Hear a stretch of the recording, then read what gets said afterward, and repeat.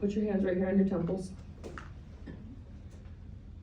That thing hanging out, that organ hanging out in between your hands, is your most powerful sex organ. Okay? You can take your hands down. Your brain is the most powerful sex organ, right? It's not genitally focused. Our culture is actually based on a very male model of sexuality. And unfortunately, with the rise of pornography makes up a third of the internet. The rise of pornography has pornified that very unhealthy, traditionally male mindset. So it's not even like a lot of guys I'm working with ED issues are like, I can't do the porn star thing. Well, that's because we're not supposed to be porn stars. It's a whole nother issue, okay? But that is the model that most of us are being marketed or taught in the day in and day out, okay? But your brain is actually the most powerful sex organ.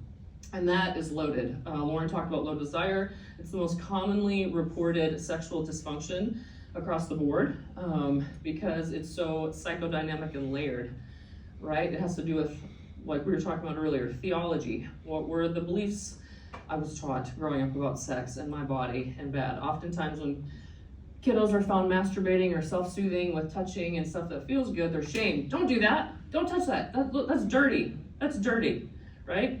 Versus, hey, sweetheart, those are special parts, and that's for a special person, and we only let certain people touch those, and we do that in private, right? However you want to navigate that, but most of us are met with shame. Well, shame is really powerful. Shame will shut everything down.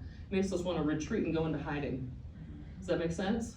Well, I don't want to have sex if I'm in retreat and hiding, right? So then if I'm paired with shame and sex my entire life, that's a big thing. So I work a lot with people around sexual theology. What are the purposes of sex? What was sex made for? Is sex good? Is pleasure good, right? We know from stats and a lot of the Me Too stuff in the last few years that has come out, a lot of people have a lot of sexual trauma. Trauma colors how I see good things or pleasurable things.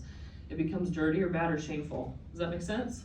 So a lot of the time working through this and how I think of sex has to do with my experiences in the past, what I've been taught, what I'm currently being exposed to, expectations that are put on me, what I'm expecting with my partner, right? It's a little complicated.